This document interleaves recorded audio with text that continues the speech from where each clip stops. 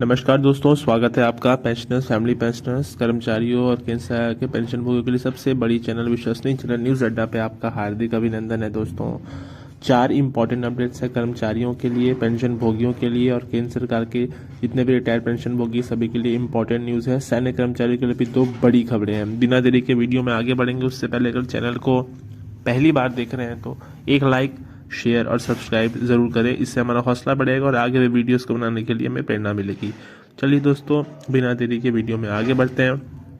Video में आगे बढ़ने से पहले 3 इंपॉर्टेंट अपडेट है जो कि नेशनल न्यूज़ से इंपॉर्टेंट है। पहली और बड़ी खबर जो आ रही है वो उत्तराखंड से आ रही है। जी हाँ, उत्तराखंड में जो उत्तराखंड की राज्य सरकार है उसने यूसीसी बिल अर्थात यूनिफॉर्म सिविल कोड को एक्सप्लेन कर दिया है, अर्थात उन्होंने उसको अपनी विधानसभा में पेश कर दिया है। जी हाँ, उत्तराखंड में जो यूसीसी बिल पेश किया गया है इसमें सभी के लिए समान नागरिक संहिता का एक ड्राफ्ट पेश किया गया है, जिसको अडॉप्ट करते ही ये कानून बन जाएगा और राज्यपाल की मुहर लगने के बाद ये उत्तराखंड में लागू भी हो जाएगा। उत्तराखंड देश का पहला ऐसा राज्य है जो कि समान नागरिक संहिता को लागू करने में सबसे आगे चल रहा है। उत्तराखंड में जो बिल पेश किया गया इसमें सभी के लिए, सभी वर्गों के लिए, हिंदू मुस्लिम सभी के लिए एक जैसे विवाह, तलाक, गुजारा भत्ता, विरासत के कानून होंगे, जो कि एक बहुत ही बड़ा निर्णायक कदम है और इसकी डिमांड बहुत समय से की जा रही थी। ना कि सिर्फ उत्तराखंड में बल्कि पूरे देश में इसकी डिमांड की जा रही थी। तो एक उत्तराखंड सरकार का बहुत ही निर्णायक कदम है जिससे कि सभी में समानता का अधिकार आएगा और सभी लोगों में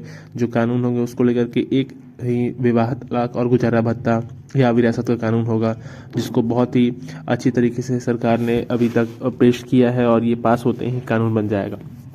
तो उत्तराखंड देश का पहला राज्य बन चुका है जिसने यूनिफॉर्म सिविल कोड उत्तराखंड में लागू करने के लिए एक बिल पेश कर दिया है। और इस देखते हैं कि इसके बारे में क्या विरोध होती है और क्या इसको लेकर प्रतिक्रिया आती है समाज के विभिन्न वर्गों से, और जैसे ही ये कानून बनता है तो इसके बारे में अपडेट आपको दी जाएगी। दूसरी और इम्पोर्टेंट खबर जो आ रही है, जैसे कि राहुल गांधी की तरफ से एक ट्वीट किया गया था जिसमें उन्होंने देश में अमीर, गरीब और संसद में उन्होंने खुद को सबसे बड़ा ओबीसी बताया था। ये एक प्रधानमंत्री का एक कमेंट था जिसमें उन्होंने कहा था कि वो सबसे बड़े ओबीसी के नेता हैं।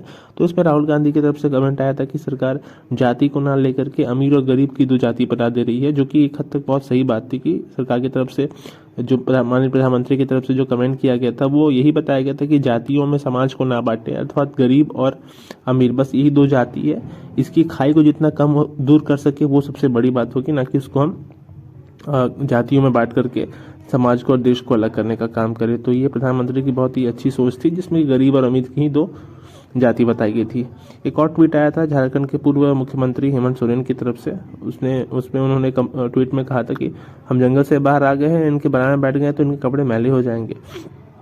ये उन्होंने एक विक्टिम कार्ड खेला था अगर आप कह सकते हैं तो, जिसमें कि उन्होंने अपना विक्टिम कार्ड खेल के कि अपनी जो अभी वो गिरफ्तारी हुई है उसको बताने की कोशिश की थी। इसके अलावा सरकारी तरफ से एक और न्यूज़ दी गई लोकसभा में कि 11 करोड़ लोगों का पैन आधार लिंक नहीं है। जी हाँ, सरकार की तरफ से बताया कि काफ़ी कोशिशों के बाद भी पैन और आधार को लिंक करने का रिक्वेस्ट करने के बाद भी अभी भी 11 करोड़ लोगों का पैन आधार लिंक नहीं है। आगे जाकर के बहुत ही बड़ी परेशानी बन सकती है जिन्होंने अभी तक लिंक नहीं करा है। तो अगर आप भी उसमें से कोई एक है तो अपना पैन और आधार को लिंक ज़रूर से करवा ले दोस्तों। दूसरी और इम्पोर्टेंट अपडेट आ रही है, 75 वर्ष से उम्र के अधिक नागरिकों को जो इनकम टैक्स रिटर्न फाइल करना होता है उसमें छूट मिली हुई है।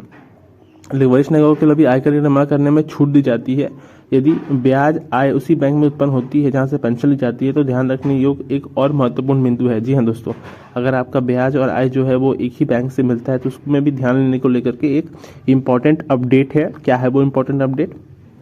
इसके लिए आप चाहेंगे तो हम एक सेपरेट वीडियो बना देंगे जहां पर आपको इम्पोर्टेंट जो इनकम टैक्स रिटर्न से रिलेटेड न्यूज़ होगी उसको हम कवर कर लेंगे।